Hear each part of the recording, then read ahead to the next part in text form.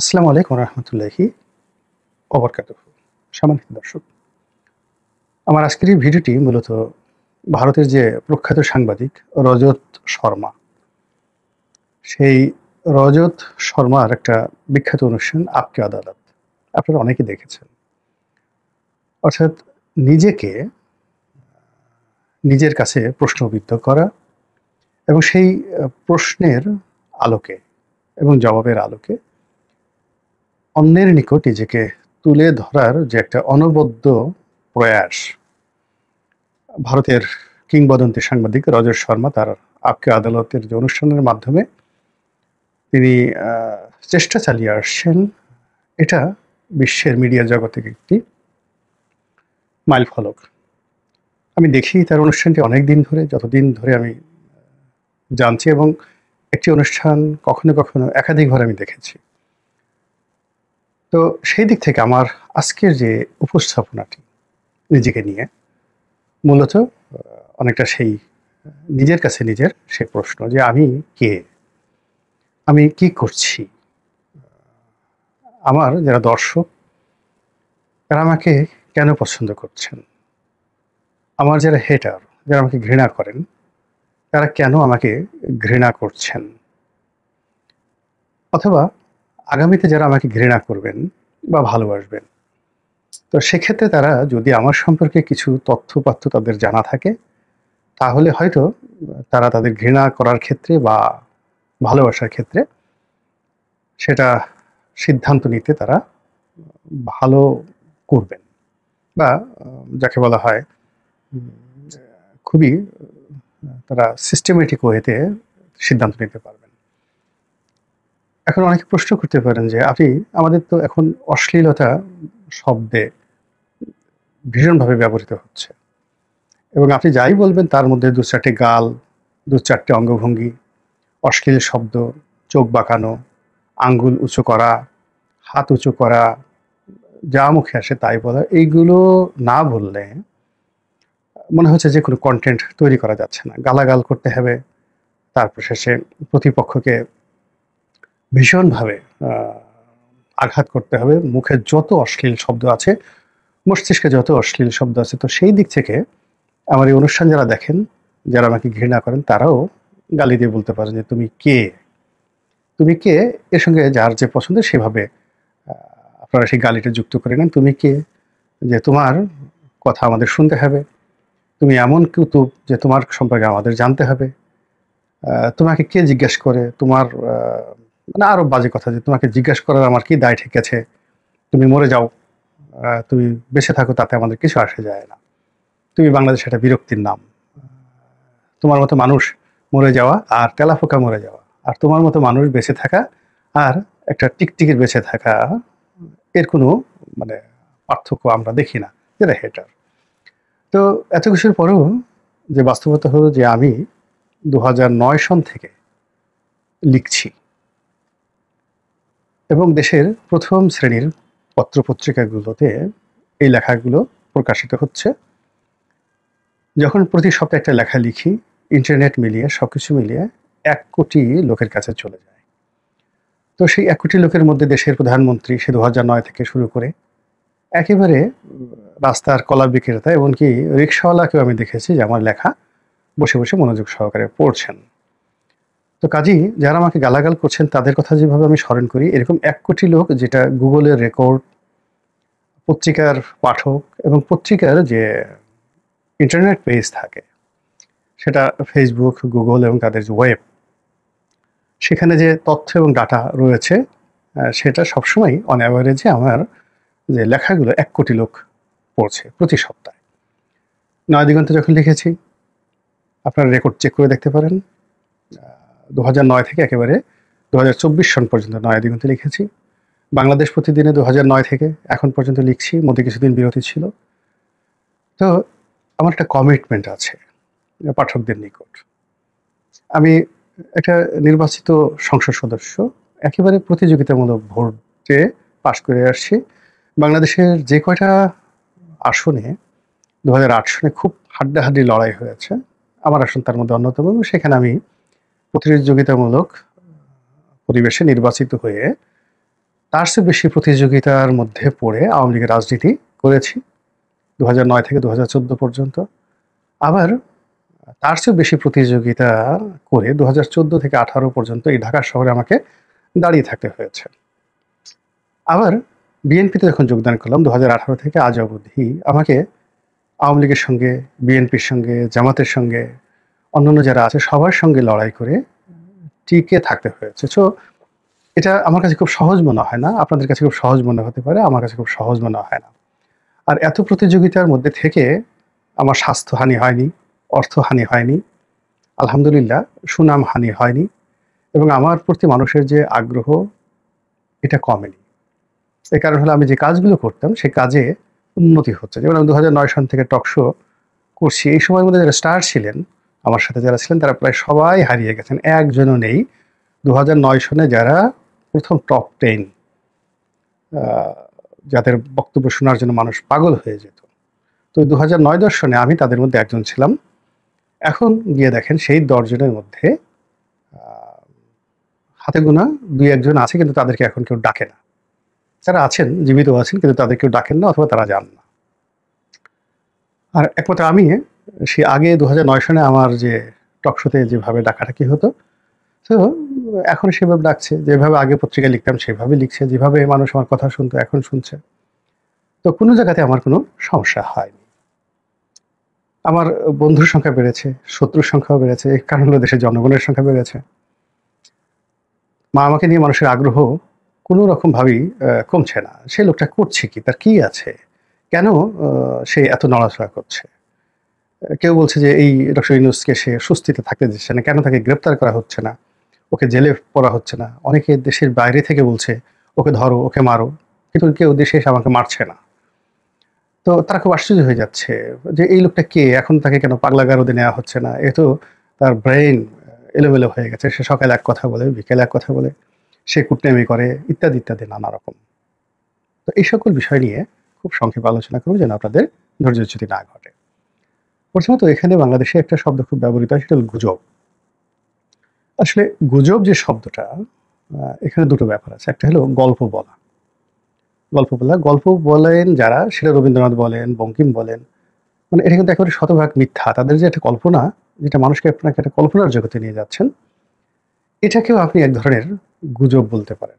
আপনি চিন্তা করেন, চুলতার কবেকার অন্ধকার বিদিশার নেশা।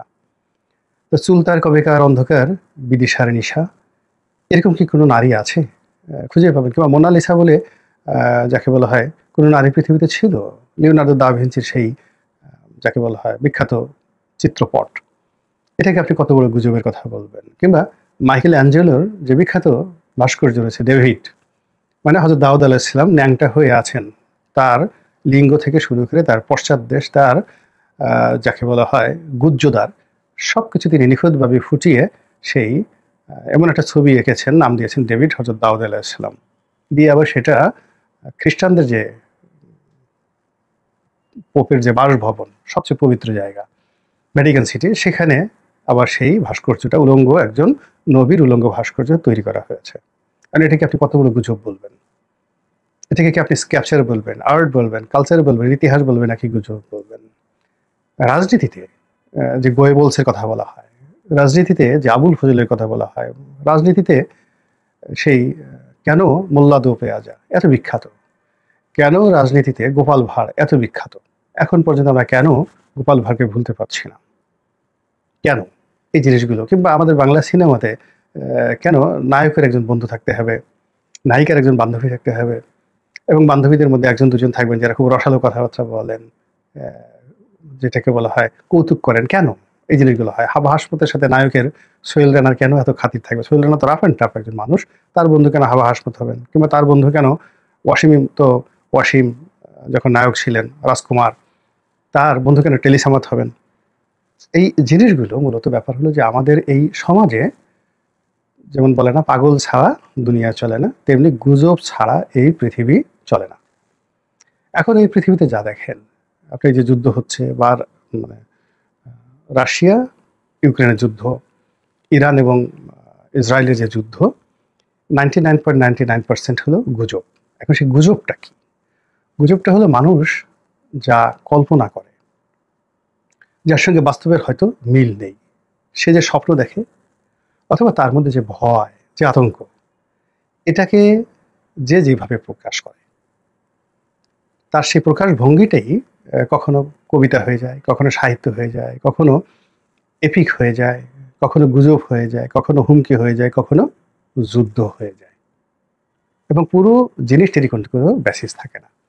তা আমরা এই সমাজে এই যে আমরা রাজনীতি করি বা যা কিছুই করি, এখানে সবকিছুই নির্ভর করে আমাদের দৃষ্টিভঙ্গি, আমাদের চিন্তা, আমাদের মন মানসিকতা এবং আমাদের স্বপ্নের উপর। আমরা যারা কন্টেন্ট তৈরি করছি, রাজনীতি করছি, বক্তব্য দিচ্ছি, শুধু মানুষকে স্বপ্ন দেখাচ্ছি, অথবা মানুষ যে স্বপ্নগুলো দেখে সেই স্বপ্নকে আমরা কি করছি, আরো শক্তিশালী করে দিচ্ছি। কিংবা একটা মানুষ যে ভয় পাচ্ছে, আতঙ্ক পাচ্ছে, দ্বিধাগ্রস্ত, সন্দেহ করছে, কখনো কখনো তার সেই স্বপ্নের বা সন্দেহের যে জায়গা, এমনভাবে কথা বলছি সন্দেহটা দূর হচ্ছে, স্বপ্নটা শক্তিশালী হয়ে যাচ্ছে। অথবা কখনো কখনো যেমনভাবে কথা বলছি, আপনি যে ভয়টা পাচ্ছেন, সেই ভয়টা আমার কথা শোনার পর আপনার আরো বেড়ে গেল। এখন ভয় পেলেন আপনি, কথা বললাম আমি, আর আমার কথা শুনে আপনি নিচে নিচে আমাকে গালি দিলেন যে ও আমাকে ভয় দেখালো কেন, ও একটা গুজববাজ, আমি এমনি ভয়ে মরতেছি, কখন সে হাসিনা ঢুকে যাবে, সেই ভয়ে আমার জান বের হয়ে যাচ্ছে, কখন সে টুস করে ঢুকে পড়ে, কখন আমার ক্ষমতা চলে যায়। তো এই ভয়ে আমি অস্থির হয়ে যাচ্ছি, আর এই বদমাইশ লোকটা আমার সেই ভয়ের মধ্যে আবার আর একটা ইঞ্জেকশন ঢুকিয়ে দিচ্ছে। বোঝার চেষ্টা করুন, আই ডিড নাথিং। আমি আপনার কথাগুলোই আপনার সামনে উচ্চারণ করছি, আপনার ভয়গুলো। আবার আপনারা যারা শান্তি পাচ্ছেন, যে আর বাঁচতেছি না, ধান খেতে পালিয়েছি, তারপরে পাট খেতে পালিয়েছি, বিদেশে পালিয়েছি, ভালো লাগছে না। তো আপনি একটা স্বপ্ন দেখছেন, কবে আবার না সেই সোনার কাঠি আসবে, রূপোর কাঠি আসবে, আবার সেই হারানো সম্পদ ফিরে পাবেন। তো সেক্ষেত্রে আমি আপনাকে স্বপ্ন দেখাচ্ছি, আর স্বপ্ন দেখার কারণে আপনি আমাকে ভালোবাসছেন, যে হা, রনি সাহেবের মতো ভালো মানুষ হয় না এই বিপদের দিনে। হ্যাঁ, কেউ যখন ভালো কথা বলছে না, সবাই যখন ভয় দেখাচ্ছে, তখন সে আমাকে আশা বাণী শোনাচ্ছে। এবং এই যে আপনার কল্পনার জগৎকে আমরা নাড়া দিচ্ছি, সেই নাড়া দেওয়াটাই হলো মূলত আমাদের সফলতা। আমি গালি খাচ্ছি, এটাও আমার সফলতা। আমি প্রশংসা পাচ্ছি, এটাও আমার সফলতা। এবং আমার মতো এই যে অন্যান্য যারা যে সকল লোক আছে, আপনি ধরেন ধ্রুব রাঠি। তো ধ্রুব রাঠি বিখ্যাত ইউটিউবার, সে কি করছে, এই আমি যে কাজ করছি ও আরো বেশি করছে, ওর মতো করে করছে। কিংবা ধরুন এই যে এখন আইটি নিয়ে যারা কাজ করছে, স্যামসাং এর পরবর্তী সংস্করণটা কবে আসবে, কিংবা ধরুন আইফোনের পরবর্তী সংস্করণটা কেমন হবে, এটার একটা সে কল্পনার জগতে একটা ছবি বানিয়ে বললো, আর এক একটা ভিডিও 2 কোটি, 4 কোটি, 5 কোটি লোক সেই ভিডিওটা দেখলো। এখন এটাকে আপনি কি বলবেন, রিউমার, গুজব নাকি কি? এখন আমি আইফোনকে নিয়ে আমার একটা কল্পনা আছে, ফোনটা এরকম হতো, নষ্ট এরকম থাকতো, এর সিস্টেমটা এরকম আসতো, ওই জায়গাগুলোকে সে টাচ করছে, নাথিং মোর। তো আপনারা যারা বাংলাদেশের রাজনীতি নিয়ে, অর্থনীতি নিয়ে কেউ কেউ স্বপ্ন দেখছেন, কেউ ভয় পাচ্ছেন, কেউ আতঙ্ক অনুভব করছেন, আপনার মতো আমিও আমার জায়গা থেকে যে আমার একান্ত অনুভূতিগুলো, ভয়ের, ভালোবাসার, সমর্থনের, বিতৃষ্ণার, আপনার বলার মতো প্ল্যাটফর্ম নেই, আমার প্ল্যাটফর্ম আছে। আপনি আমার মতো বলেন না, আমি বলছি, অথবা আমার মতো বলার মতো অবস্থা আপনার নেই, আমার আছে। এই এতটুকু ডিফারেন্স। এখন এটাকে আপনি গুজব বলেন আর যা কিছু বলেন, এটা মোকাবেলা করার জন্য আবার আপনাকে আমার চেয়ে শক্তিশালী একটা মাধ্যম লাগবে, আদারওয়াইজ আপনি এটা মোকাবেলা করতে পারবেন না। এটা সবসময় ছিল, থাকবে এবং আগামী দিনও থাকবে। 2 নম্বর হলো যে আমি কে। এখানে আমি একটা শব্দ ব্যবহার করেছি যে কুটনামি না করলে আমার আসলে ভালো লাগে না। এখানে কুটনামি বলতে দুটো আছে, চুগলখড়ি। মানে একজনের কথা আরেকজনের কাছে গিয়ে বলে দেওয়া, মানে গন্ডগোল তৈরি করার জন্য, ঝগড়াঝাটি তৈরি করার জন্য, এটা খুবই খারাপ। আরেকটা শ্রেণীর রয়েছেন যারা পেটে কথা রাখতে পারে না, তারা মানে তাদের কাছে কোনো কথা শোনা মাত্রই, তারা কোনো কথা শোনা মাত্রই তাদের পেটের মধ্যে গুড়গুড়ানি শুরু হয়, তাদের হালত খারাপ হয়ে যায়। ওই কথা মানুষের কাছে না বলা পর্যন্ত সে অস্থির হয়ে পড়ে। আমি ঠিক সেই ধরনের একটা মানুষ। আমি যখন কোনো একটা কথা শুনি, আমার মনের মধ্যে আসে বা কেউ বলে, ওটা সঙ্গে সঙ্গে প্রকাশ করে না দেওয়া পর্যন্ত আমি অসুস্থ হয়ে পড়ি। এখন আমার যারা বন্ধু-বান্ধব তারা জানেন যে এর কাছে পেটে কথা থাকে না, কিন্তু তারা তা বলবেই। যেমন ধরুন আমার মা। তো মা জানেন যে আমি সব কথা আমার স্ত্রীকে বলে দেই। তো মা বলে যে, "না, তোমাকে তো এই কথা বলা যাবে না। তুমি যা কিছু বলি তুমি তোমার স্ত্রীকে বলে দাও।" আমি বললাম, আচ্ছা ঠিক আছে মা, তাহলে এটা বলার দরকার নেই। তারপর মা আবার একটু ঘুরে এসে আবার বলল, আচ্ছা ঠিক আছে বলি, তুমি এটা বইলো না। তা আমি বললাম যে না, আমি এটা না বলে পারবো না, আপনি ইচ্ছা হয় বলেন, নাহলে বলবেন না। কিন্তু মা তো আমাকে এই কথা বলবি, সে জানে যে তার পুত্রবধূকে আমি বলে দেবো। ঠিক সেম ঘটনা আমার স্ত্রীর ক্ষেত্রেও ঘটে। সে যখন একটা কথা বলে, সে বলে যে তোমার পেটেতে কোনো কথা থাকে না, তুমি তো এটা আমার শাশুড়িকে বলে দেবা। আমি বললাম যে তাহলে আমাকে বলার দরকার নাই, আচ্ছা বলবো না। আবার একটু পরে ঘুরে এসে সে বলল যে ঠিক আছে বলি। তা আমি আবার ঠিকই মাকে বলে দিই। আবার ছোটবেলায় দেখা গেল যে আমার স্ত্রী এবং আমার সন্তান, তিনটি সন্তান, এদের মধ্যেও এরকম মনস্তাত্ত্বিক একটা সমস্যা হয়। তারপরে স্ত্রী বলল যে দেখো, এই কথা বড় ছেলেকে বলো না বা মেয়েকে বলো না, ওকে বলো না। আমি বললাম যে না রে, আমি পারবো না, তুমি দরকারে বলো না, তোমার কথা তুমি গোপন রাখো। কিন্তু সেটা আমাকে না বলে থাকতে পারে না। তো সে বলল, আমি আবার সেটা ছেলে মেয়েকে বলে দিলাম। এটা নিয়ে মা ছেলেদের মধ্যে একটা ভীষণ রকম একটা যুদ্ধ শুরু হয়ে গেল। আর আমি বসে বসে সেই মুচকে মুচকে হাসছি ধরে। একই অবস্থা আমার মেয়ে বা ছেলে, ওরা খুব ছোট, ওদের বয়স 4 বছর 5 বছর। তখন তারা বুঝে গেছে, তারা এখন তার মার বিরুদ্ধে একটা নালিশ দেবে। তো সে জানে যে এটা আমি বলে দেবো। কিন্তু মেয়ে বললো যে বাবা, এটা তুমি বলো না আম্মুকে। আমি বললো যে না মা, আমি পারবো না, আমাকে এই বললে তোমার আমাকে বলতেই হবে। আচ্ছা ঠিক আছে বলি, আচ্ছা ঠিক আছে বলি। তো আবার ঘুরে ফিরে এসে সে তার গোপন কথাটা, তার মার বিরুদ্ধে তার যে অভিযোগ, সেই কথাটা সে আমাকে বলে গেল। তো এইভাবে আমার বন্ধুদের মধ্যে, আমার সমাজে, আমার যারা আপনজন, তারা সবাই জানে যে আমার পেটে কোনো কথা থাকে না। এবং এই কথা না থাকার কারণে কি হচ্ছে, আমি কিন্তু কথা বলতে পারছি। আর আমার যদি অসৎ উদ্দেশ্য থাকতো একজন আরেকজনের সাথে লাগিয়ে দেওয়ার, ঝগড়াঝাটি করানোর, যেটাকে চুগলখড়ি বলা হয়, তাহলে আমি কিন্তু আজকে এতদিন পর্যন্ত এই সমাজে আমার বিচরণ ধরুন পেশাগত জীবনে প্রায় 40 বছর, আমি তো 40 বছর টিকতে পারতাম না। এই 40 বছরে যদি 1%ও ধরেন, আমার যেদিন থেকে কর্মজীবন শুরু, তার থেকে আজ পর্যন্ত বছর শেষে 1% হলেও আমার উন্নয়ন হয়েছে। আমার জীবনের একটা মাস, একটা বছর যায়নি যেটা গত বছরের চেয়ে পরের বছর খারাপ গেছে। আমার জীবনে এখন পর্যন্ত একটা দিন যায়নি যেটা গতকালের চাইতে আজকের দিনটা খারাপ গেছে, এরকম ঘটনা ঘটেনি। গতকালের চেয়ে সবসময় পরবর্তী দিনটা আলহামদুলিল্লাহ ভালো গেছে। তো কাজেই যারা গালাগালি করতে চান, তারা করতে পারেন। আর অনুসরণ করতে চান, শুনতে পারেন। এই আমার সম্পর্কে জাস্ট এই কথাগুলো কেন বললাম তাও আপনারা জানেন যে এখন সরকারের অনেক কর্তা ব্যক্তি আমি সমালোচনা করছি, তারা যার পরনায় বিরক্ত। আবার এই লোকগুলোই একটা সময় আমাকে খুব ভালোবাসতেন যখন আমি শেখ হাসিনাকে গালাগাল করতাম। শেখ হাসিনা যারা লোকজন ছিলেন তখন আমার প্রতি খুবই বিরক্ত ছিলেন। এখন আবার দেখা যাচ্ছে যে আমি অনেক কিছু কথাবার্তা বলছি, তারা তাদের সে আতঙ্কের মধ্যে, ভয়ের মধ্যে খুবই স্বস্তি পাচ্ছেন, তারা খুব খুশি। তো এই যে আমার কিন্তু কোনো পরিবর্তন হয় নাই। আমি আমার মতোই আছি।